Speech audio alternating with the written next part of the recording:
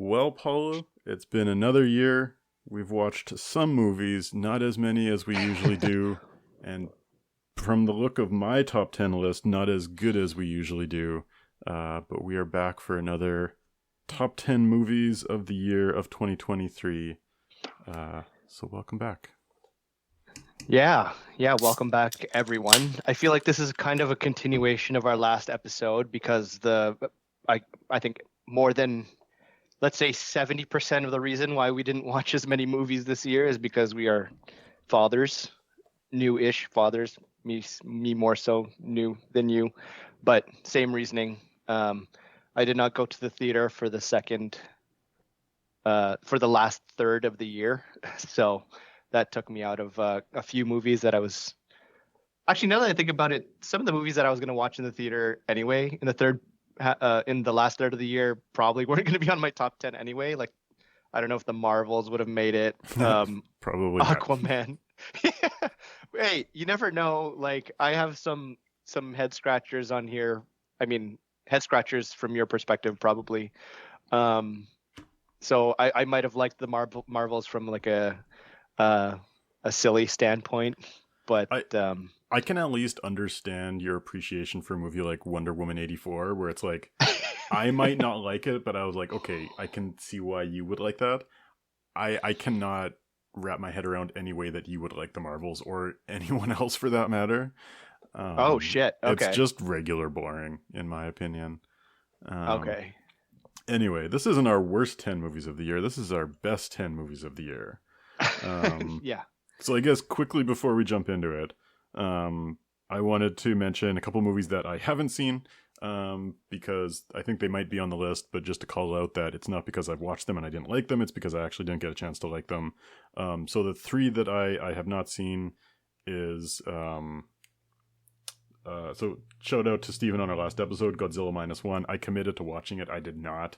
I don't know if it would be top 10, but like I am looking forward to that, and I did not get a chance to watch that. I also did not get a chance to watch, oh man, I really should have written these down. The one that's winning award that Emma Stone just won an award for, the Frankenstein one. Poor Things. Frankenstein. Yeah. Poor things. Yeah. I was gonna say poor people. And then I don't know. there's also a Holocaust movie called Zone of Interest, from a really good director who's done a few good movies in the past.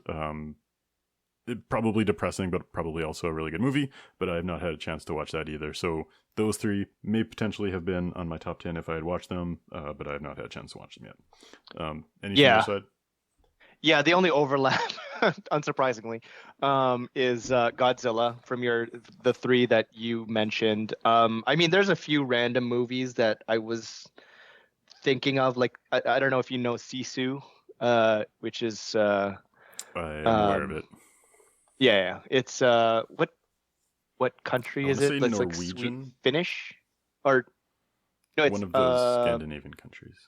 Yeah, and it's like a World War II, like super violent, old man going ham on Nazis type movie, that I wanted to watch. Actually, I had the chance to watch it even before before my daughter came along, but I just didn't get around to it.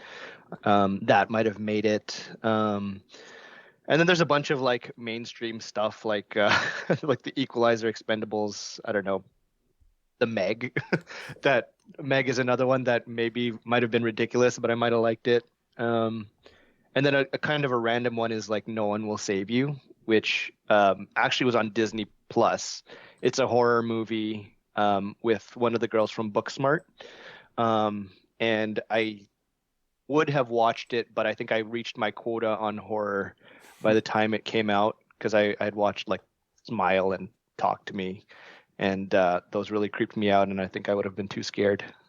It's not really the reason. I just never got around to it. But I think the one big one, I like by January or February, I'm probably gonna have watched some of these movies that I would have liked to add to my top 10. But overall, I think I'm fairly happy with my top 10. Like 7, 6, 7, no, 7, 8, 9, and 10 are probably interchangeable, but I'm okay with it. I would say I'm really only happy with like 2 or 3 movies from my list. Like any other year, Oh, The other 7 might not have made it. Um, Okay. So you Not to say definitely I had hate a them. much worse year than I did. I watched a decent amount of movies. I just didn't like anything. Yeah. So Well, I feel like this episode will be very on brand for us, judging by how it's going so far. yeah, the last thing I'll mention before we get started is a couple movies that are not on my list that I'm gonna watch that I'm gonna call out as not being there because I didn't want people to think I didn't watch them and that's why. But Ferrari, Killers of the Flower Moon, and Mm. oh shit, what was the other one? Those two. I really should be more prepared for this episode. But anyway, I watched those ones. They did not make the list. Napoleon as Okay. well. Not Oh, on the top 10. Napoleon.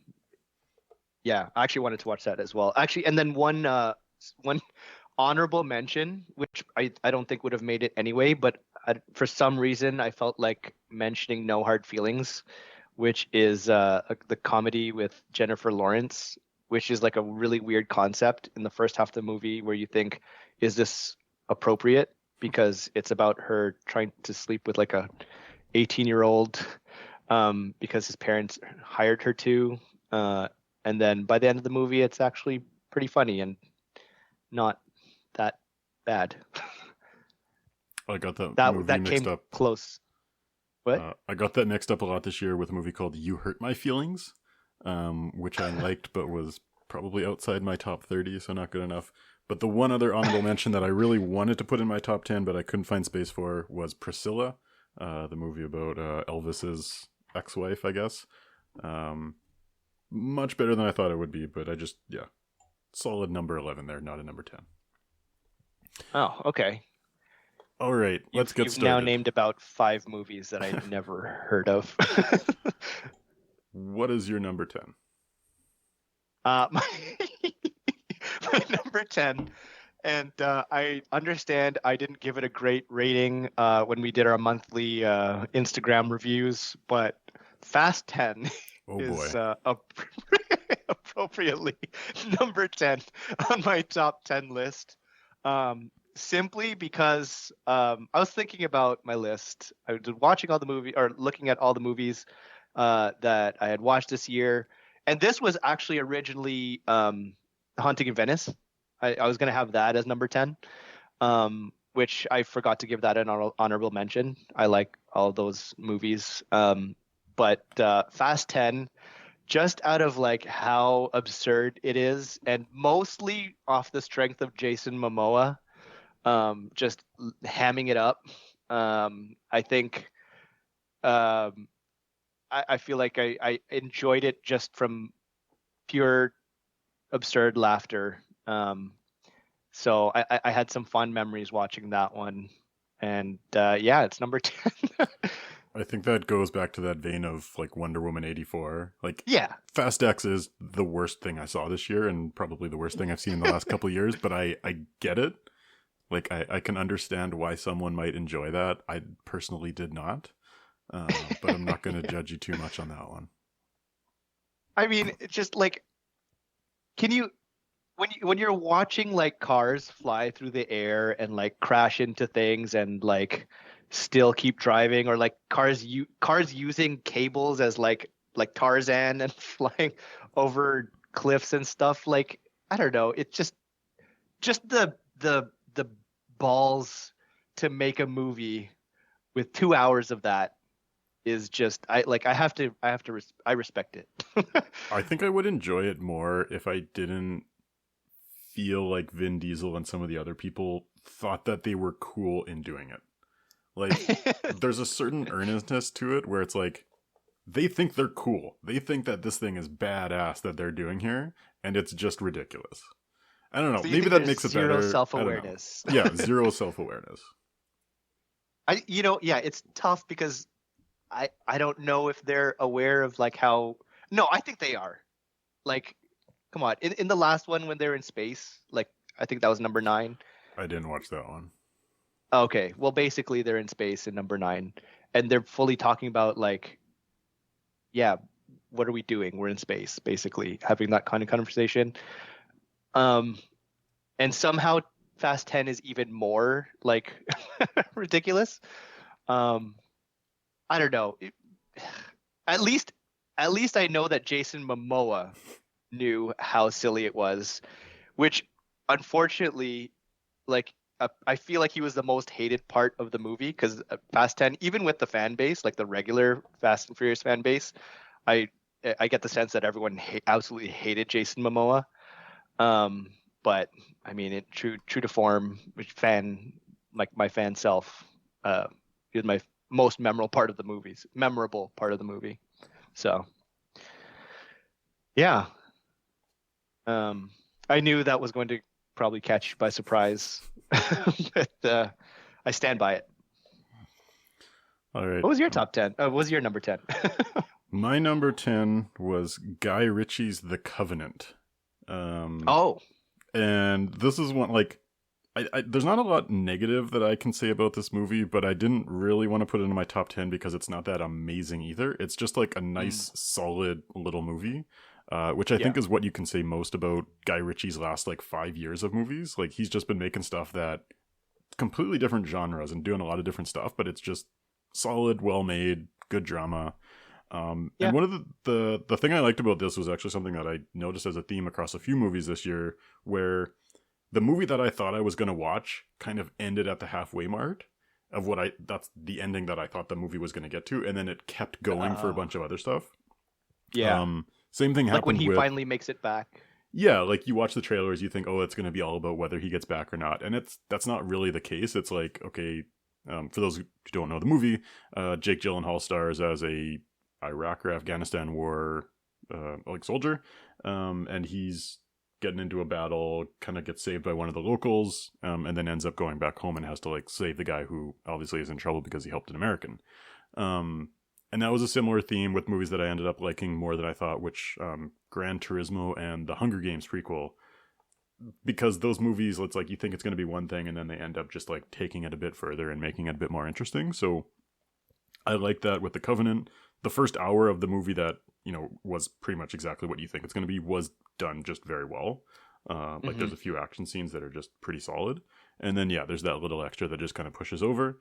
You get a little cameo appearance by Homelander, probably filmed before he got famous, but it's just funny to see that. But yeah, nice, solid movie. Nothing much more to say than that, but yeah. Yeah, that was one that I considered putting in my top 10.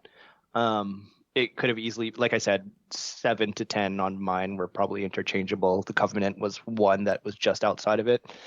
Not a whole lot to say either, but Jake Gyllenhaal gives a pretty good performance. And Homelander, it was confusing. That was one thing actually that took me out of it because I don't know I can't remember if it was like I heard that he was going to be in it before watching it or something about that. So I was like expecting to see him in like at least a significant side role. Yeah. But he's in the movie for like 5 minutes at the end. It's just some dude, yeah. Yeah, it literally could have been any person. Like it did not have to be Homelander, but not that he's that big of an actor. Like, I guess he's starting to get there, but like, I don't know. He's not like that big of a movie actor, so. Yeah, and not to say that because he's a big movie actor, but he's just like a really recognizable face right now. So like to have him in that random role, I guess saving the day, that's fine. But it was very, his character kind of boiled out to be nothing. I also think the movie might have been shot like 2 years ago or something. Like I think this one actually had a longer production, so like they may have shot that role with him before he was really becoming that big of a thing with the boys. But that was one of 3 movies that I thought might have had some overlap between our lists, so I guess you don't have that one. So down to 2 more maybe. But yeah, what's your number 9? Yeah, number 9, another just solid movie, Air.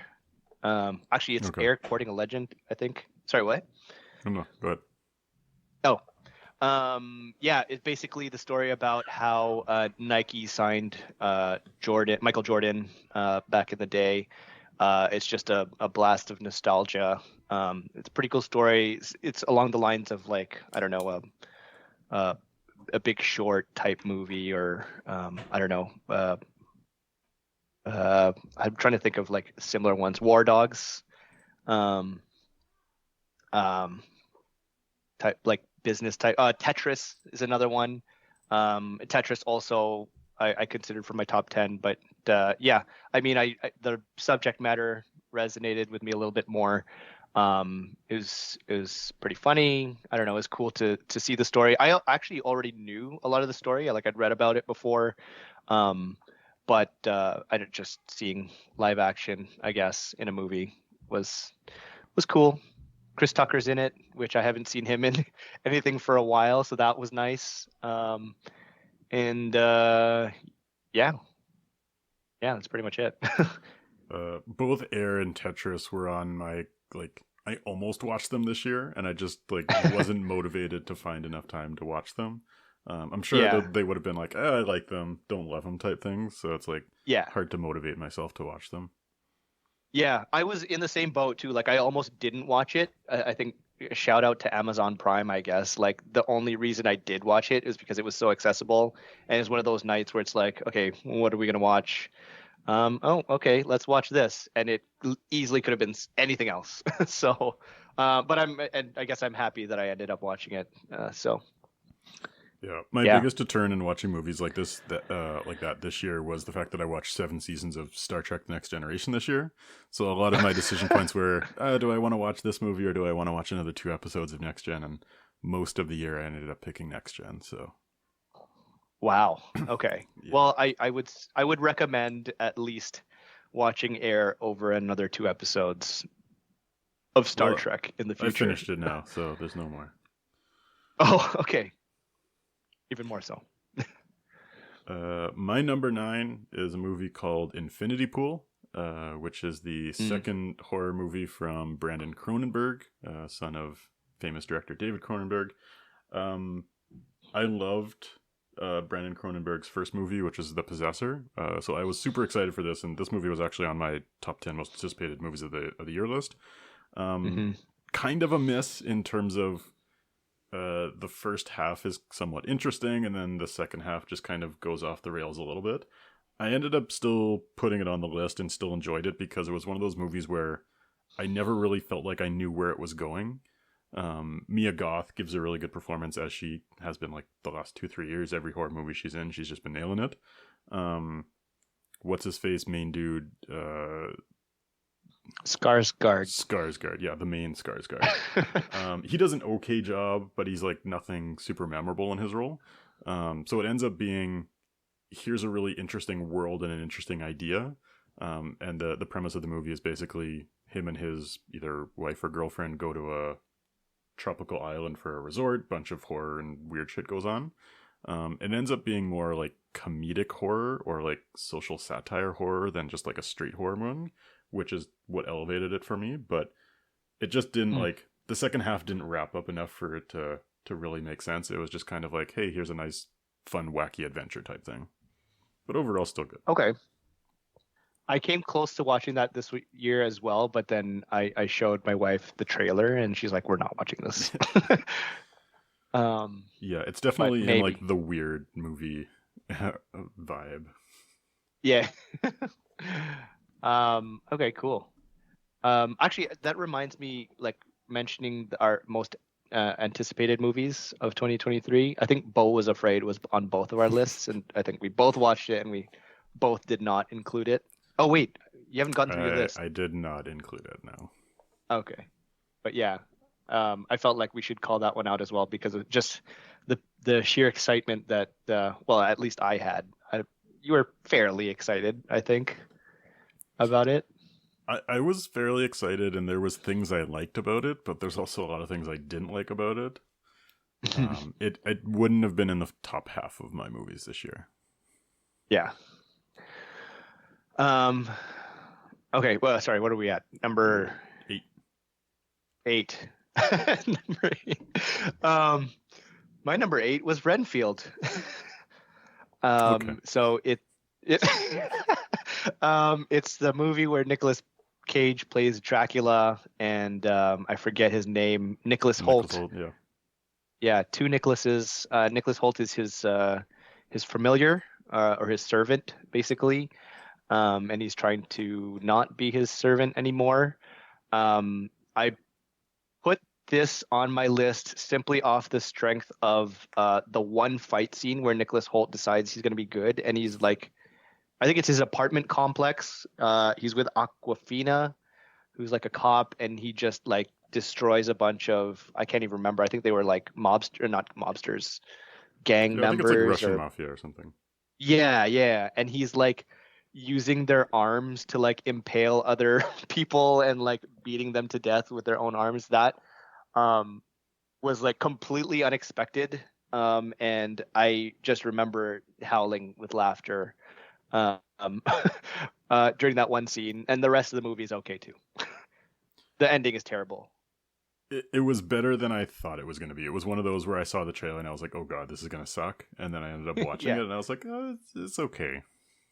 yeah. I'm also on the IMDb page for it, and it says it won an award and was nominated for a bunch of other ones, which is surprising to me. I didn't think anyone else would have liked it. um, but yeah, if you want to waste like an hour and a half and see some silly, fairly gory action, so it's it's enjoyable. It's a decent Nicolas Cage vehicle. I mean, he's done much Yeah. worse stuff. So Yeah.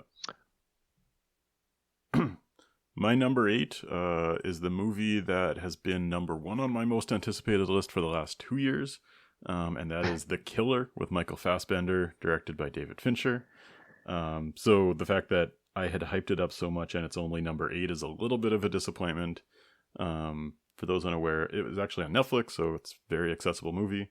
But it's about a hitman who, I don't know how you would say, is like going on a bit of a midlife crisis or whatever. And anyway, hard to say. But it resembles a lot of Fight Club in terms of its attempted social commentary. Although, like, you could almost say it's an anti-Fight Club because the protagonist Michael Fassbender, like, he's doing all, like, he's mentioning all these brands and all these things about our society, and you kind of don't agree with it, or like you kind of see him as being a flawed protagonist by the end of it. So, like, did you see this at all? No, I didn't. I'd like to, but I saw the half in the bag about it. I think they talked about it, but no, I haven't seen it. Yeah, it like the trailers do not set the right tone for what it's going to be because it is not an action movie. It's like Michael Fassbender talking for 2 hours. And there's one really, really good action scene though. Really, really well done. There's this one scene where he's fighting like a drugged up, like Miami bodybuilder guy, and it's fantastic action scene. But the rest of it is a lot of like social commentary and him walking around and him talking about society. And there's some fun tidbits in there. And I generally liked it, and it's David Fincher directing, so it's like you enjoy like just the quality of the filmmaking, but it's just not wrapped up in a nice clean bow of like, what exactly am I supposed to get out of it? Because I get that he's saying something about society. I don't know what he's saying. And maybe that's part of the movie is like commentary on people who are trying to make social commentary but not actually saying something. But I just ended up not really taking anything out of it, which is kind of what like its biggest negative was. But still, again, number 8 on my list, not bad. Certainly a good movie, but just not as good as I wanted it to be.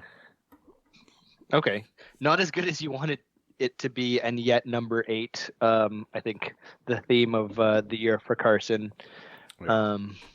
Well, most of my top list is things that I didn't think I would like and ended up liking much more. So, okay, like the pleasant surprises. Yeah. Elevated them. Okay.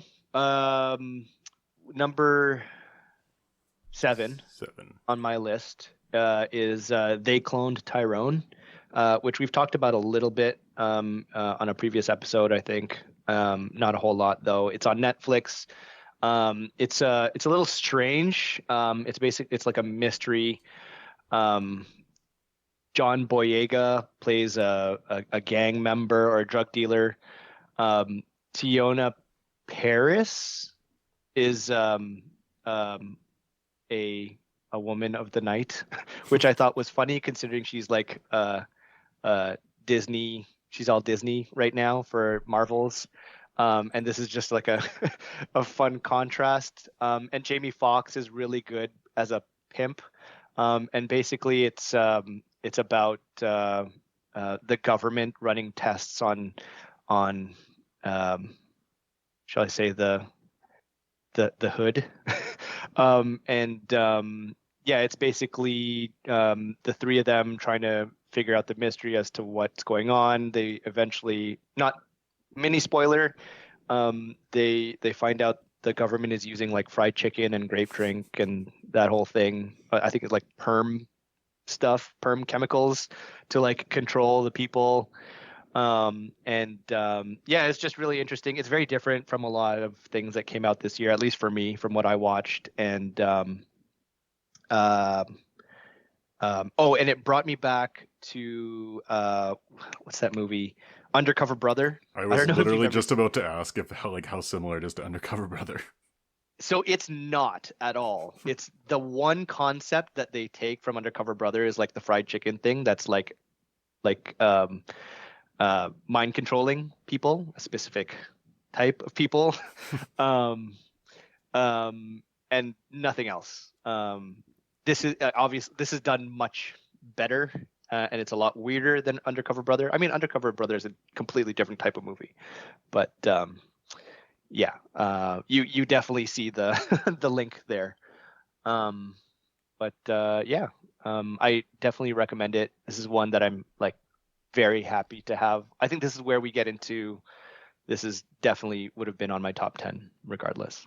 Yeah, this is one you talked about a little bit earlier in the year, and I wanted to get around to seeing it, and I think I'm still interested in it. I just didn't watch it yet.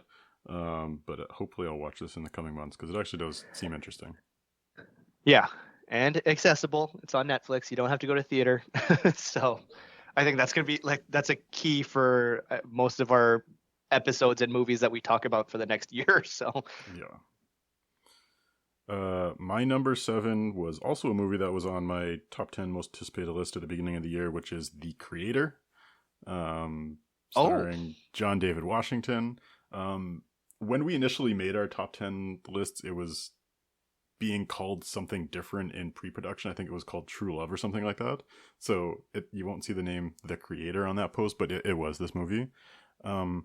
Really great sci-fi concept. I loved the world. So I guess for those who don't know what it's about, sci-fi future where AI is invented and kind of nukes half the planet or something. So you have like AI worlds versus like the human worlds. The first act of the movie really goes into like the human side of John David Washington's character and kind of like why he's mixed up on all this and what his motivations are. So they do a great job building characters. They do a great job building the universe and the world and all these little details. And my biggest complaint is in the third act, it doesn't really go anywhere. And so like that's what like I was really hyped on this movie in the beginning, and then the reviews came out and everyone was really soft on it. Like no one liked it, and I was like, so that kind of tempered my bit. And then I watched the first two acts and I was like, why does no one like this? This is a great movie. And then I got to the third act and I was like, okay. I still don't think it should have been as badly reviewed as it was. Like I quite enjoyed it. I'm also, I guess like I like sci-fi more than most people. yeah. But nice, solid movie. Again, didn't really go anywhere, but overall quite enjoyed it. Yeah, I like that one as well. It's the same category for me as The Covenant. Um, um, it was good. It was solid. I didn't feel particularly special to me. That So was my second of 3 movies that I thought might be a crossover on our list. So 0 for 2 on that. I'm actually really surprised that it was on your list. Again, But in many other years, this I don't think any of these movies so far would have been good enough to make my top 10. But yeah, yeah, yeah. Actually, and I'm just remembering another honorable mention for mine. It was on my most anticipated list. And it was Operation Fortune. Um, and that's one that might have been that might have been number 10, maybe. I thought, like, I liked it. I didn't not like it. It just, there was one thing that bugged me about it, like watching it. I can't tell you what it is. It just felt like something was missing or something was off about the movie. I don't know if you watched it. it's another Guy Ritchie movie. Yeah, It is a Guy Ritchie movie, yeah. It's I guess maybe it's not as Guy Ritchie as other Guy Ritchie movies. And if you've seen one of his movies, like it's just like the fast talking, or it's like an American version of a Guy Ritchie movie. Maybe that's why. It's just like it doesn't hit the same. So I I think don't that's I don't actually a 2022 release, so I don't think I included even my criteria, but Oh, I was liked it? it more than I thought I was going to. Like it's as I was saying when I was talking about the Covenant, like Guy Ritchie is doing a lot of different things and he's just doing them really well, not amazing, but just like nice, solid. And I feel like Yeah. you understand like the script or like the template for this movie. You have like this team of hero, like this team of people. There's like the different personalities, and it's like it's well done. All the different character actors do the right things. They seem like a nice fun team. I would like to see that team do more things in the future. But Yeah. there's nothing really that sets it apart. It's just like, yeah, if you want a nice couple hours and watch a movie, it's like, yeah, here's a Yeah. enjoyable movie. Yeah. For sure, like if you were to do it again with the same like in the same world with the same people, I would watch it again. Like Aubrey Plaza, I called her out as one of the main reasons why I was so looking forward to it so much. Um, Definitely one of the reasons why I liked the movie. So yeah, I would watch more of it, but this one just didn't quite hit enough. But anyways, I digress too far away from our actual lists. What are we on? Number six? We're on number 6. Okay, so six and five for me are going to be very mainstream that Carson is not going to care about whatsoever. Number six for me was Ant-Man and the Wasp, um, because I just love Paul Rudd so much. Just watching him do like silly things, he's just really funny to me.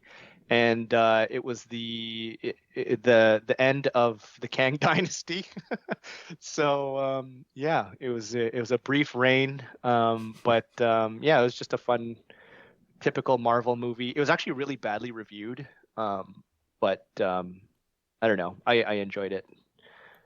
Um, I did yeah. not. Oh, and it was yeah, it was nice to see Chidi from The Good Place in a tiny role in this movie. Um, I think we've talked about it before earlier this year, right? A little, at least a little bit. I feel like I don't we know either if it was did an episode on it or something, but yeah, like it's Jonathan Majors did a great job in his last role. Actually, ever. he was in the Loki season 2 as well, where Yeah, he does yeah. a complete different version. But like, I don't know, it just felt lazy at times. Like there are things that I enjoyed. I enjoyed Jonathan Majors' version of Kang. I enjoyed some of the supporting characters. That actor you just mentioned, I don't know who they are, but I know who you're talking about. But like Mm. those there's like the jelly monster guy who wants to have holes. Like that part was funny. I liked that. But like Bill Murray just felt lazy, and some of these other things just felt really lazy, and it kind of washed it out for me. Bill Murray is definitely just picking up a paycheck for this one. It was also a weird cameo. Like, why does it have to be Bill Murray? It doesn't make a whole lot of sense, but it's fine. I don't, And he was all over it's the fine. marketing material, like top 4 people Was build. He was.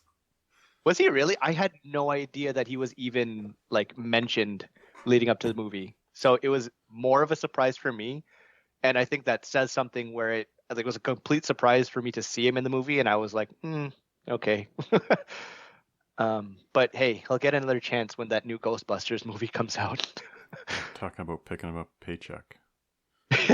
You know, he's the one who blocked Ghostbusters 3 for many, many years because he said that those movies were not up to the quality that he demanded from Ghostbusters. And now he's Oh, making what looks like the most embarrassing movie ever. So, well, this one's got to be really good, or he's broke. um, yeah, not a whole lot else to say about Quantumania. Rest in peace, Jonathan Majors. It's nice knowing you. you know, it was like 3 or 4 years ago that I was hyping up a movie called The Last Black Man in San Francisco. And that was the breakout role for Jonathan Majors. And I was like, man, you guys got to see this guy. He's great. This is great actor. And he's a good actor. No one's Yeah. talking about anything bad about his acting. Okay, my 5 and 6 are not going to be super mainstream. My 5 and 6 are going to be very artsy fartsy and exactly what you'd expect from my list. Number 6 is The Holdovers. which is Oh, a movie about Paul Giamatti as an old, like, proper British teacher. It's Christmas break. A couple students have to like stay, like they don't get to go on typical vacations with their family. They got to like stay the winter with this cranky teacher. Paul Giamatti absolutely crushes the role, and he's even like, you sort of don't recognize that he's Paul Giamatti at times. Like he really kind of digs himself into that character. And I was watching it with my wife, and she was like, "Who's that actor who played the teacher? Like, is he in anything else?" And I'm like, "Yeah, he's in like 300 other movies because he makes like 5 movies a year." But he absolutely crushes it as like old, pathetic, but also sympathetic and cranky British teacher. And then the young kid, it's kind of like a coming of age story. I am partial to coming of age stories, so they always get me. But it's like two people kind of learning together, like kind of odd couple stuck together during the holidays. I think Paul Giamatti's already winning awards for it, and deservingly so. It's just a really well acted and funny movie, like really well written, funny movie. okay. I actually know this one. I saw a trailer for it, and I was like, this looks cool. I like Paul Giamatti. And then by the end of the trailer, I was like, I'm probably not gonna watch this or like it. But I mean, if it's surprisingly funny, Well, I don't okay, know. And funny Paul for Giamatti, me, like my I comedic mean, style. It's not I, like, I I might still agree. I'm slightly more likely to watch it if I have nothing else, because it's like obviously it's not the normal type of movie that I would watch, but some of the movies that I really end up enjoying the most are things that I would never expect, like I don't know, but Whiplash. Um, I watched that on a whim one time, and it's like one of my favorite movies now. So maybe yeah, I don't I know would if this say will be the like same. if you watch the trailer, you know exactly what you're getting into. Like the trailer does a good job Okay. of being like, this is what it is, and it's good and it's funny, but like that's what it is. Yeah. Is it like what's his name? Um Obviously it's not like a Wes Anderson movie, but like pacing wise or like vibe, is it similar? Could you compare it? No, it's much more grounded. Like, so I guess in that sense, the trailer makes it seem like a bit more like quirky and artsy, and it's not. Like, it's Yeah. it's kind of more like it's much more of a drama base. But like the characters, you could feel like they came from like an early Wes Anderson movie, like a Royal Tenenbaums or Hmm. something like that, maybe. But like Okay. the pacing and what, like definitely not. Okay. Well, the pace at least is a big thing for me because that is what like completely removes me from like all of Wes Anderson. So again, another notch higher on my likely to watch list. All right, what's your second mainstream movie that slots in at number 5? I'm going to give you a chance to guess what it is, and I think you're going to guess what it is. Oh boy, I gotta bring up. Hold on. Don't look at our Instagram post. That's cheating. I'm not looking at the Instagram post, but I'm just looking. I have like all my 2023. I'm gonna guess Okay. either Guardians 3 or Blue Beetle. So I didn't watch Blue Beetle. It is Guardians of the Galaxy 3. um, I mean, like it's if you liked Guardians of the Galaxy 1 and 2, it's essentially the same thing. There's a lot. We talked about this on the podcast. I don't want to talk. Yeah. I don't want to spend too much time on it. It's a nice send off for the Guardians. Very emotional ending. Best use of Florence and the Machine that I've ever seen in a movie. I almost cried just because off the strength of that song and how it was used. It was such a big deal for some reason, but it was like the first F-bomb in any Marvel movie. I don't know why that was such a big deal. Maybe that means I use it too much. But yeah, it was good. I liked it. It was like my number 13 or 14. Like I did quite enjoy it. I can't remember if I said this or not when we actually did an episode on it, but like yeah, my biggest issue was you like the original movie. You're a team. It's focused movie. It's about this group coming together. And now because all the characters are so loved, it's like everyone has to have their own little adventure, and every character needs to be fleshed out. And so it was just like too much. Like I wish they really kind of narrowed Yeah. in on like the Peter and Raccoon and that sort of thing. But there's a lot Yeah. of things I Well, liked and a lot of things I didn't care about. Yeah, but I mean, they really did focus a lot on Rocket in this movie. I think you could have cut the whole Drax and uh, alien lady Mantis. Mantis, yeah, Just cut that whole storyline out and focus it, and like I think I would have enjoyed it much more. yeah. I mean, but then like it's the last one probably, so you got to do that. Which I get what you're saying. I mean, but it was fine. It had significantly or like observably more heart than most Marvel stuff that's come out recently. So I think that elevated it quite a bit, um, at least for me. Yeah, like Oh compared to the other MCU stuff, like I would say, well done. yeah, yeah. I mean, and you can tell that James Gunn actually cares about the franchise or like these three movies and these characters.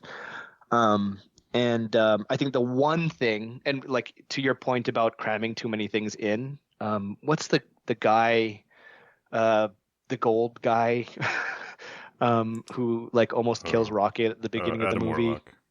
Adam Warlock, like that. I think that is something that you could have completely removed. He was so out of place there, and he's just like clearly that was like the one thing Disney was like, you got to have this, and then I agree, but I actually enjoyed that. So yes, I would have cut it, but I did enjoy that character. yeah, I mean he is cool. He just felt really out of place. Like James Gunn was forced to put him in there, and he is a cool character that he could have done more with if it was under his own terms. I feel like so. I guess if I have to gripe about something, I'll gripe about that. He's the character that saves everyone from the snap in the comics. Didn't know that. Um, Very too bad different he was. character in the comics. Yeah, too bad he was 3 movies too late in the MCU. Okay, my number 5 movie and my other artsy fartsy movie is Saltburn, which is a Mm. movie about being in Oxford in the early 2000s, and a kind of poor kid on a scholarship ride gets to go spend the summer with a extraordinarily rich British family. Um, Not what I expected, because it seems like it's going to be about social commentary, rich versus poor type thing, which it's not. It's much more of like a character study. I also got introduced to an actor that I had heard many times before, but I've never like seen him or didn't even know what he looked like. But Jacob Elordi, I heard this name like a million times, and I had no idea who he was. He did a great job. Barry Keoghan was in the main role. He also does a fantastic job. It is very kind of like artsy fartsy satire cynicism type movie, so you're either gonna like that or you don't. um but I would say if you watch the trailer, like the trailer really sets it up as just being kind of the style, and it ends up being a lot more than that. um Really good. You do see a lot of really weird sex stuff in the movie, and you see a lot of Barry Keegan's dick around it. But Was despite the that, one main thing I heard about that movie. yep, I did not hear any of that going in, but yep. But no, really, really well done. And this is the same director who did Promising Young Woman a couple of years ago, which was also a really good movie with Carey Mulligan, which is kind of like a Me Too type thing. But yeah, 2 really good movies by this director in a row. Um, and yeah, I don't know much else to say about it, but just one of those other just like good style, good acting, good story type thing. Wait, did you say it was the same director as oh yeah, Promising Young Woman? Promising Young Woman, which so it's Emerald Fennell, which I got confused with Bo Burnham, because Bo Burnham is a side character in Promising Young Yeah. Woman, and Bo Burnham also Yeah. directed Eighth Grade. So in the back of my mind while watching Saltburn, I thought that this was directed by Bo Burnham, because I was getting Emerald Fennell and Oh. Emerald Fennell's a woman. Like they're not even. Anyway, but now I've sorted it out after looking into it post watching. Okay. Yeah, I've heard like a bunch about Saltburn. I think because of the Golden Globes. But I still have no idea what that movie is about. I don't know if I'm gonna watch it. Maybe if Barry Keoghan is hanging dong in it. um, yeah. Was there like a was did Joe Coy tell a joke about Saltburn I in did his not terrible. watch the Golden Globes. I didn't even know Okay, that Saltburn was nominated for it. I could be wrong. I know I heard about it somewhere, and I think it had to do with something about like Joe Coy, who's now like the apparently like the worst comedian in Hollywood because of his monologue. I heard that and I was like, hey, that's the guy from that Filipino movie that Paula made me That watch. yeah. And it's funny actually. Sorry, another tangent. But I was just I saw my parents this weekend, and like everything that I've read and watched, like I even watched the monologue itself. And I was like, yeah, okay, it's pretty bad. It wasn't as bad as I thought it was, but like the response was like clearly bad. And I was talking to my parents, and I was like, I don't remember how it came up, but my parents were like, "Oh, he's gotten a lot of sympathy from like comedians like Kevin Hart and all this other stuff." And I was like, "Really? I must be I must be reading the wrong reactions." But my parents also like Joe Coy a lot. It's a cultural thing. He appeals. It's he was definitely not the right person for that job. I think he's funny in his own little niche of comedy, which is Filipino families. um, but anyways, I don't know why I've spoken so. I felt like I had to defend myself. I think, um, but yeah. Anything? What did you have any more to say about Saltburn? I almost want to like talk about some of the weird shit that goes on in the movie, but I would say just, save that for those who want to watch it. It's funnier to see just the random weirdest shit pop up in a movie. Okay. Well, I'll I'll I'll make an effort then to watch it, and we can revisit this on a future episode. Considering you've said that, It won't be as bad as Titan, is all I'll say. I'm sure about that. But it's in the territory. It's in the territory. It's in the territory. Jesus. Okay. Um, I'll still try and watch it. Um, Number number 4. 4 for me. I'm really happy about this one. It could easily be higher, actually. It's Talk to Me, um, which um, actually I'm not sure if it came out in 2022 anymore. I think it was close to 2023, or it was released in 2023 in like a different country. Um, but whatever. I don't have anything better, so it's number 4 on my list. Is really good. It's very spooky, especially if like the supernatural and possession type things creep you out. Um, um, yeah. Uh, I don't want. Well, it's been out for a while, so I feel like it's could spoil it. It's like these bunch of kids have like a ceramic hand that it's apparently the hand of a psychic person, so they can use it to talk to the dead. So they have parties and like take turns talking to the dead, and it's like a parallel, I guess, between like doing drugs as a kid, but they get into some pretty heavy stuff, and then obviously it goes bad. Um, yeah, really good. I think that the directors, it's like their first movie. It's the brothers from Australia or New Zealand, and yeah, it's pretty freaky. Yeah, pretty much everything you said is everything I know about that movie. Like, I've heard people say good things about it. I don't know too much about it. It's on my list of like maybe watch eventually if I find a copy of it. Wasn't particularly motivated to watch it, but yeah, it's like, I don't know. It's got a lot of good reviews by people I respect. So Yeah, clearly me. It's on Netflix, oh so really? that's how I got to watch it. Yeah. Um, yeah. Uh, yeah, I was going to say more about it, but since you haven't seen it, and I would definitely recommend it, I won't say anymore. Um, yeah, Nice. simple, contained story. A24, I think, is the studio. Um, so I think that just adds. It's another good What's it A24 called? doesn't quite have the brand that it used to for me like 2-3 years ago. Like it's getting a little mainstream and they're doing like more and more things that are good but not great. Like it used to be back in the day, like okay, it's like, oh, I see that A24, it's like this is gonna be great.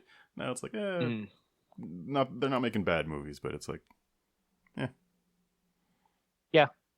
Um, it's probably, I don't know, slightly more mainstream.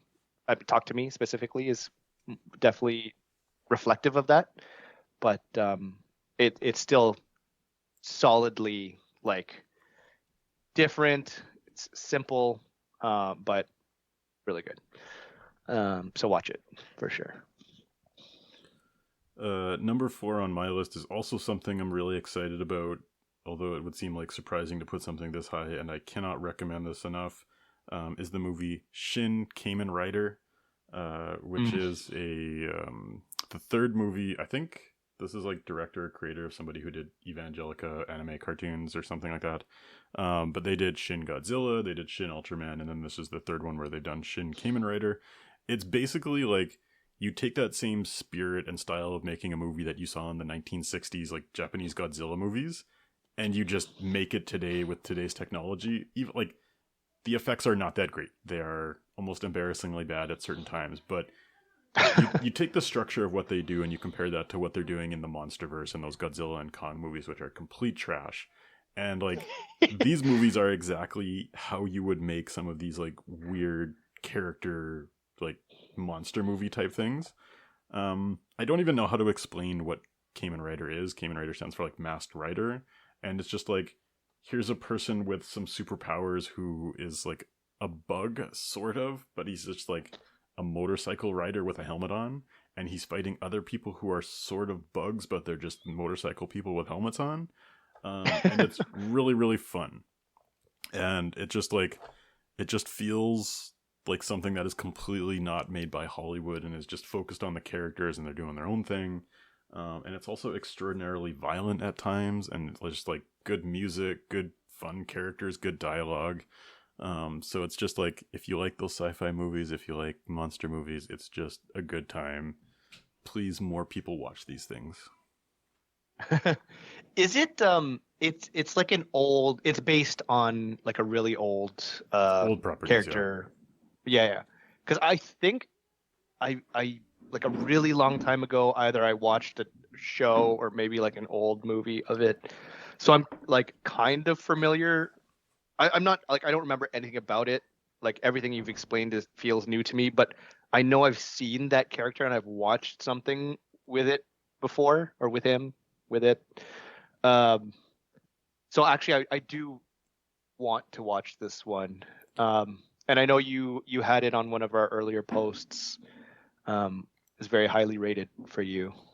Yeah, and like so Shin Kamen Rider, I don't know the Kamen Rider franchise, but the last movie that they did, Ultraman, like I'm somewhat familiar with Ultraman. And like, Mm. you know how in the 60s Japanese movies how Godzilla is clearly just a guy in a rubber suit? Yeah. Like in this movie, like the Ultraman is clearly just a guy that they've made look bigger. And it's like that type of thing. It's like it feels like it was somebody who was frozen in the 1960s and was woken up today and just said, "Hey, go make a movie." And this is what they made, and they don't know any of the techniques of today. Um, they're the only thing I can say is there's a YouTube clip called Shin Kamen Rider Berserker Rage, and if you watch that and you're not sold on the movie, you're not gonna like it. Whatever, you can stop. But like for me, that's like a wonderful little capsule of what the movie is. Okay. I mean, I was pretty much already sold on it, but I don't. It's So I definitely don't not know on if I. Netflix. I don't know where you're gonna find it though. Yeah, I'll definitely pay for it somewhere. In case anyone important is listening. Yeah. Okay. Cool. Any other praise for Shin Kamen Rider? That's it. Okay. Number 3. Spider-Man Across the Spider-Verse. This was on my most anticipated movie list, as was Ant-Man and Guardians of the Galaxy. I forgot to mention, but yeah, Spider-Man was just similar to Guardians of the Galaxy. If you liked the first one, you will probably also like this one. It's just a really good film. Visually, like it looks great, like visually and stylistically looks awesome. Music, the characters, it's a lot of fun. It's really funny. It's got some meta moments that if you frequent the internet with Spider-Man memes and all that kind of stuff, you'll enjoy some of the references. Yeah, I really like this series, and it has heart as well. Again, another parallel to Guardians of the Galaxy. Yeah, I don't really have any complaints about it. This one, on any other year, would have been top two for sure. But we'll get into that later. I absolutely loved Spider-Man Across the Universe. Spoiler alert, it is my number one. I didn't know what to expect going into the theater, but it was basically like, it gets going and it hits you in the face and it just keeps going for 2 hours. It is just like noise and sound and lights for 2 hours straight. And somehow across all of that, it still had characters that you understood and felt, and you could connect with what was going on. And even though it doesn't even really have an ending, it's just like, it just goes. I was completely on board with it, and I loved all the characters, and I loved everything that was happening, and I felt all the emotion. Like, there's so much emotion and feeling just in every scene. Yeah, just loved it. Yeah. Actually, I completely forgot what the ending was until just you mentioned it, which is like, normally I would not be too happy with it, but it was fine. Like, it's just the strength of the movie is so good that you're okay. You do want more, and it just makes you really want more. So no spoilers. Like, if you know what we're talking about, then you already know what we're talking about. And if you don't know, you should watch the movie. So I don't want to spoil it for you. And that's probably the one that we would agree. Like, I think anyone listening right now should watch it if you haven't seen it. Yeah, my comparison to a movie like Guardians of the Galaxy 3, where I say, like, there's so many characters doing so many different things, like, there's a lot of different crazy wacky characters from all the different universes, but they're very focused on, like, what's actually happening to the main character, and it's all they're there to support what that character is going through, which is why I really enjoyed it. Yeah, and it's something the first one did very well too, like when they brought in all those other spider people, which is, like, again, more of that. But yeah, I don't have a bad thing to say about this movie. Me too. All right, my number 3, which is the last of... so the one overlap that we have had so far, which is Spider-Man, is not one of the 3 that I thought we would have overlap. But the last one that I thought we would, which may be one of your top 2, is Oppenheimer. Yeah. How boring. We talked this movie to death in its own episode. It's a good movie. It's a Christopher Nolan. I don't have a lot to say about it. We've already... Go listen to our other episode about it. It's fine. It is. It's whatever. Yeah. Well, I guess we can skip my number 2 because it's also Oppenheimer. Yeah, great movie. What's your number? Oh, wait. Yeah, what's your number 2? So my number 2, which I suspect there is not overlap, is a movie called Past Lives, which is another A24 movie about 2 Korean characters who initially were childhood friends, so they kind of meet at 3 times in life. One, they're childhood friends, and then one of them has to go live in, I don't know, it moves off to America, or I think somewhere in Europe. So, like, that's kind of the story of them drifting apart. And then they find each other online later, like when they're 18, 19, 20-ish, when they're in university, and they kind of semi-dating, semi-just, like, talking online. And then later in life, like, once the woman is either married or engaged or has a very serious boyfriend, he decides to make the trip to Korea, or to New York, where he doesn't say that he's doing it because he's in love with her, but he kind of is. And it's kind of that story of what if, and kind of how people have moved on. It's not a romance. It's very much like, you know, he's into her, she's not into him, she's got her own things going on, but just like talking about memories and what life could be and what it is and what it isn't. There's only like 3 characters, but they all absolutely crush it for what it is. So yes, quite enjoyed it. Can you watch it without subtitles now? Because I know you're studying Korean. I can't even speak a sentence of Korean, so no, I cannot. Okay. But you said so there it's not a love story. There's no like romance No, in because it. like the thing is, so this woman, she moves to New York. She's going in a different direction with her life. She meets this guy, and this guy, he doesn't have a lot of confidence, so he's just like, oh, I'm just some. I'm not the romance of your life. I'm just some guy you met, and I'm practical and blah blah blah.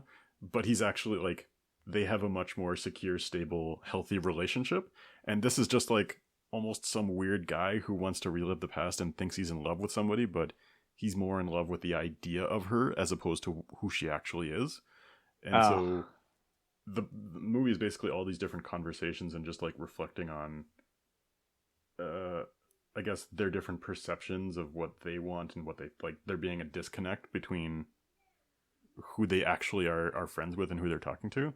And the guy who plays the husband, I don't, he's probably been like a character actor and a bunch of other things, but like he absolutely crushes it in his role. Like he's great as kind of this not like, because he's a white guy marrying a Korean woman, and this is like her childhood friend coming to be like be in love with her, and he's trying to be like the cool supportive husband but also being very insecure about himself. And it's like Yeah. he plays that nuance really really well. Hmm. And I Okay. didn't just like it because it has a Korean woman in it and whatever. With a white husband. Mm-hmm. It's a genuinely good movie. Again, I don't know if Okay. it would have been number 2 in many other years. It's a solid movie. It's not like the most amazing thing I've ever seen, but like in 2023, it's good enough for number 2. Okay. Interesting. Yeah. I mean, not on my. I think I actually did hear something about it. I don't know if it was at the Golden Globes in some capacity or mentioned or nominated. There was a lot of hype about it, and I was really, really looking forward to it. And so when I saw it, I was a little underwhelmed. Like, it wasn't as good as I want, but like, mm, I like movies that have complex drama and emotions. Like, it's not a straightforward love story. It's like, here's all this, you're not expecting what it's going to be, and it kind of just becomes its own thing. And I kind of appreciated that. okay. Cool. um, I have no idea what your should I? number 1 is going to be. You don't? No. I feel like no. You got it. You have to know what it is. I'm looking at the list here. I had no idea. I mean, to be fair, it was a complete surprise to me as well that I loved it so much and that it is now number 1 on my list. It's Barbie. It's the Oh, Barbie wow. movie. I absolutely loved this movie so much. It was probably the most fun I've had in the theater in years, if not the most, like top 2 or top 3 in case I'm covering my ass in case I'm forgetting another movie that I really loved. But it was like I have the IMDb page in front of me and it's on mute, and it, you know how on IMDb it plays like Mm-hmm. clips like behind the scenes stuff, just like reliving, like seeing it in front of my face and seeing some of the things that are happening is like making me remember those parts of the movie, and I love it just as much now as I did when I was watching it. It's like a combination of just like the ridiculousness of like I don't know. It's like really silly, but like tongue in cheek silly. It's really creative. The music is great. There's a have you haven't seen it, have you? I've seen it. Oh, okay. The dance scene, the dance sequence, or the Ken battle in the middle of the movie is like the best sequence of all time. I was so entertained. It was hilarious. Um, I don't know. Like aside, like there's a message, great message. Maybe hits a little more now that I have a daughter. But like aside from any of that, like it's just really good and creative and fun. Like I don't understand how you can not like this movie. I mean, maybe if that's like not your type of humor, then sure, that's fine. Like even as a guy, like they didn't have to make any commentary on what it's like to be a guy, but they did anyway, and it was great and funny. like Ryan Gosling learning about the patriarchy in the real world, and like just looking around and seeing bros go to the gym and um like in business meetings and stuff like that. I don't know. I can't, like, so much praise. I don't think we haven't really talked about it too much either on any of our previous episodes. And or even just like outside of the podcast. So I guess it makes sense that it's a bit of surprise for you. But I have been holding this in for all that time, and it's all spilling out. Cheers to you, Greta. Greta, not Thunberg. Greta Gerwig. um, yeah, it's great. I watched it. It was probably in that number 15 to number 20 range for me. Like, I didn't hate it. I didn't love it. Like, there are like the sequence that you're talking about, like Ryan Gosling discovering the patriarchy, kind of the Ken, like it sounds weird, but like the thing I most liked about the Barbie movie was the Ken stuff. Yeah, Which yeah, maybe I connect with that more. I don't know. Who knows? But like the message was kind of, I don't want to say like on the nose. It was like it was expected. It was yeah, kind of like, I'm sure it was well described, but it's not like it was breaking any new ground. It was just like, yeah. and the Will Ferrell stuff and like the whole like Mattel CEO was kind of just boring to me. And so I liked the main stuff between like Margot Robbie and Ken. I wish they had focused on that a little bit more. I generally enjoyed it. It was generally good. It just wasn't special to me, I guess. Yeah. I guess a dance Yeah, off between Kens doesn't hit me as much as it does you. oh my God, it was so it was so funny. Um, I don't know, just I don't know why it like made me think of like, I don't know, it's old 80s like music videos with the whole dance off where they're all wearing like that black getup. And just the fact, like, think about this, the whole reason why they're doing that sequence. Like the Barbies were like purposely making them jealous to turn them against each other um by and like just they're showing that by, for some reason, they're all singing the same song on the beach to their Barbie counterparts. um and it's just, I don't know, it's just so perfect. I can't describe it. It's not even something that you can describe to someone that hasn't seen it. And honestly, if like someone who doesn't like it, I don't know, I can't, I don't even know where I'm going anymore. It's like breaking my brain just talking about it again. But I do agree with like the Will Ferrell, like Mattel CEO stuff. That kind, I mean, I didn't care too much for that. The Barbie and Ken stuff definitely should have been like the focus, and it was. It's just Mm-hmm. like a little part. I mean, there had to be something that they were doing in the real world, I guess. Um, but I don't know. Otherwise, I absolutely loved it. Highly recommend. Um, yeah, I also agree. Like, I always say this to whoever I'm talking to about like my favorite movie, but maybe I did take the wrong stuff away. But it is definitely like you obviously relate to Ken more. Yeah, I mean, I don't have a whole. I could go on and on about Barbie, but I just it's a great movie. I loved it. And I can't wait until it's on a streaming service that I have so I can watch it again. Yeah, I guess surprised because I didn't predict that it would be yours, but I don't have any issues. Even though it wasn't in my top 10, I'm not complaining about Barbie. At least you didn't pick like Blue Beetle for number one. I know you didn't watch it, but you would Yeah. probably actually like Blue Beetle.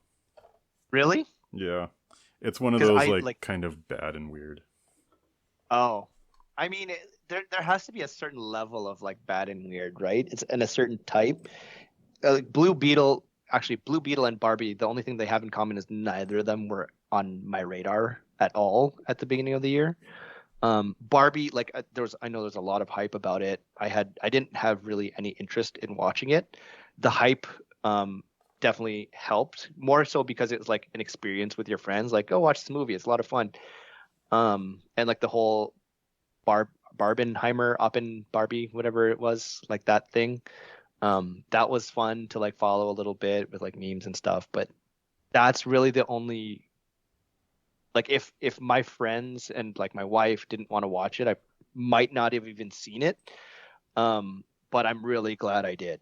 And then on the other hand, Blue Beetle, I still don't care to watch. So if you say it's like, I don't know, like Fast 10, Wonder Woman 84 type, Morbius type, even like bad, I could be convinced to watch it just out of morbid curiosity, but I It's feel in like it that doesn't hold up. territory. I don't know if it's Really? that, but it's in that territory. And I'll also say it's probably one of the better or best roles that George Lopez has ever done. He's hilarious. I didn't know he was still alive, but I guess he is, and he's still a funny guy. Okay.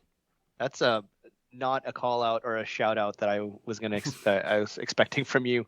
But yeah, I mean, it's probably easy to watch Blue Beetle now, so I'll maybe I'll check it out. All right, well, that's another year of top tens. We will post these online as well, and as we always do at the beginning of the year, we will post our most looking forward to. I feel like I had a lot of misses this year. Rebel Moon was my number 2 most anticipated. It was not on my Yeah. top 10 list, but I will do my best to try to find things to look forward to next year. Yeah, is Dune Part 2 gonna be on both of our lists again? Probably. Dune Part 2 and Rebel Moon Part 2 are coming out in the same month, and I think that would make a great episode. Oh yeah, yeah. I have a lot to say about Rebel Moon. Not in the context of a top 10, more of a bottom 10, but it's a movie, that's for sure. Should we do a bottom 10 episode? We've never done that before. Like bottom 10 of the year. We could. Maybe let's start with like a bottom 10 Instagram post, and then we'll see if we can turn that into an episode next year. Maybe bottom 5. I don't know what my bottom 10 would be. Yeah, that's more reasonable for sure. Anyway, thanks for joining. Stay tuned for those Instagram posts, and we'll hit you up with maybe some Rebel and Dune Part 2 episode in the future. Rebel Dune. Rebel Dune. Bye. Bye.